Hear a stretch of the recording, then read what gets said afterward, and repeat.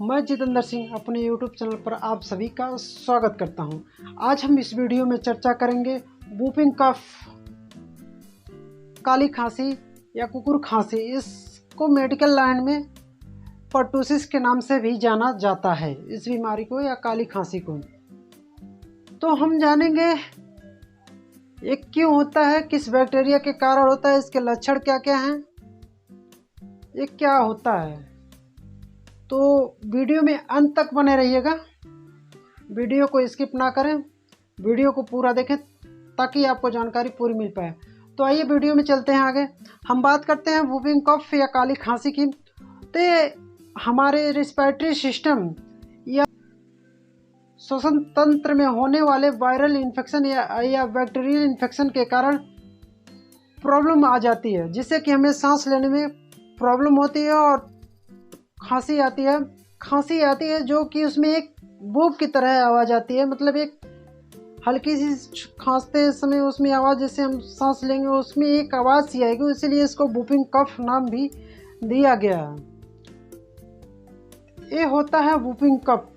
अब समझ में आ गया होगा आप लोगों को कि एक वूपिंग कफ होती है हमारे रिस्पिरेटरी सिस्टम में या श्वसन तंत्र में होने वाले बैक्टीरियल इन्फेक्शन को ही वूपिंग कफ या काली खांसी के नाम से जाना जाता है, जो कि 3 से 6 हफ्तों तक आपको प्रॉब्लम कर सकता है। 3 से 6 हफ्ते आपके पूरे ठीक होने में आपको टाइम लग सकता है।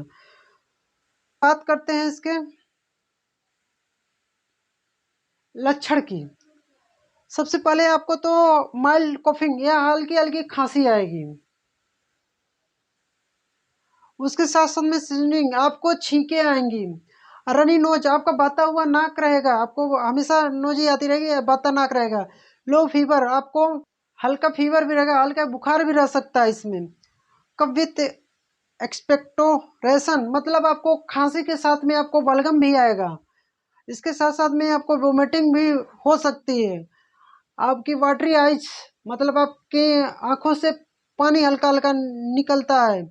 स्किन कलर चेंजेस, आपको कभी कभी ऐसा आता है कि आपको ज़्यादा खांसी आती है, बेजोड़ आती है, उस स्थिति में आपको आपकी पूरी स्किन या फेस का स्किन जो होता है रेडनेस हो जाता है, या कभी कभी लगता है कि आपको ब्लोइश हो जाता है, नीलापन पड़ जाता है। क्यों होता है ऐसा? क्योंकि हम सांस नहीं ले पाते, उस स्थिति में हमारे शरीर में ऑक्सीजन का लेवल कम हो जाता है, उस स्थिति में हमारे शरीर में नीलापन पड़ना स्टार्ट हो जाता है। ये हो गए इसके लक्षण। इसके साथ साथ में आपको, जैसा कि मैंने बताया, आपको खांसते समय आपको बहुत जोर की खांसी आती है, तो उस समय आप जल्दी जल्दी में खांसी करते हो, तो उस टाइम जब आप सांस लेते हैं या छोड़ते हैं, उस समय एक आपको एक आवाज़ सी आएगी, बूप जैसी आवाज़ सुनाई देगी, तो उसमें बूपिंग साउंड भी आपको महसूस होगा, इसलिए इसको बूपिंग कफ भी कहा जाता है। तो हम बात करें यार इसका टाइमिंग कितना लग सकता है।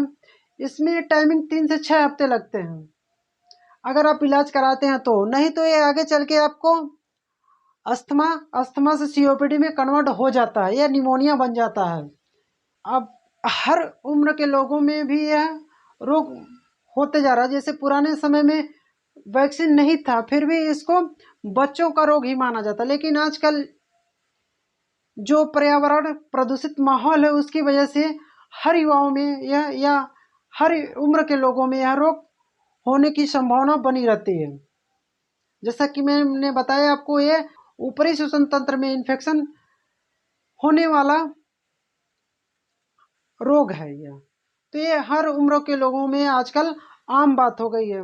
जिस पर्यावरण प्रदूषण के कारण यह हम सांस लेते हैं, तो उसकी वजह से भी इसमें कई तरह के तमाम केमिकल्स की वजह से हमारे सांस लेने में प्रॉब्लम हो जाती है, कि उससे इन्फेक्शन, बैक्टीरियल इन्फेक्शन हो जाता है, उसकी वजह से भी ये प्रॉब्लम हो सकती है। हालांकि इसका वैक्सीन भी लगते हैं या इसके टीके भी लगे, लेकिन टीके लगने के बावजूद भी यह रोग होने का चांसेस होता है। अब बात कर रहा हूँ कि आज हर उम्र के लोगों में यह रोग होना स्टार्ट हो गया है, या बोले तो या साधारण सी बातें करें तो ये हर उम्र के लोगों में यह रोग होने लगा है। ये हो गए इसके लक्षण। अब हम बात करें इसके रिस्क फैक्टर की, तो आपको कभी कभी ऐसा लगता है, जैसा कि मैंने बताया, इसमें ज़्यादा खांसी करने से लगातार आपके स्किन रेडनेस हो जाते हैं या ब्लूइश हो जाती हैं, नीलापन पड़ जाता है।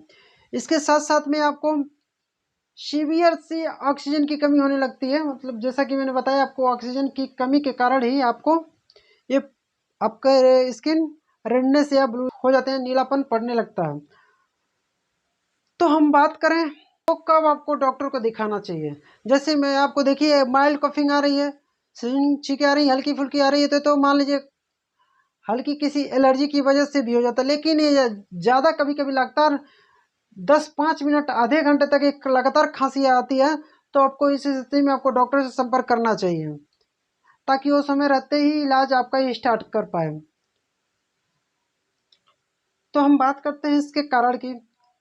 अब इसका मेन कारण क्या होता है? इसका मेन कारण एक बैक्टीरिया होता है जिसका नाम बोर्डेला पर्टुसिस बैक्टीरिया के इन्फेक्शन की वजह से कुकुर खांसी या वूपिंग कफ या काली खांसी या पर्टुसिस रोग हो जाता है। तो आजकल देखिए, जैसा कि आजकल मौसम तो ठंड का आ रहा है, तो इसमें खास करके बच्चों को ज़्यादा यह प्रॉब्लम हो सकती है। जैसा कि मैंने बताया, पहले जब बच्चों का ही रोग माना जाता है, लेकिन आजकल तो ये हर युवा के लोगों में होता है। लेकिन आजकल ये ठंड का मौसम एक्सचेंज हो रहा है, इसकी वजह से बच्चों में ज़्यादा होने के चांसेस ज़्यादा हो रहे हैं, पर्टुसिस या वूपिंग कफ या काली खांसी। इसलिए आप लोगों को इसका वैक्सीनेशन करवा ही लेना चाहिए। जैसा कि मैंने बताया आपको, वैक्सीन लगने के बावजूद भी यह रोग हो सकता है। ना लगवाएंगे तो ज़्यादा ही सीवियर हो सकता है, लेकिन लगवाएंगे तो होने के चांसेस कम हो जाएंगे। तो अगर आप लोगों को वीडियो अच्छी लगे तो लाइक करें, शेयर करें, कमेंट करें। अगर मेरे चैनल पर नए हैं तो मेरे चैनल को सब्सक्राइब करें। धन्यवाद।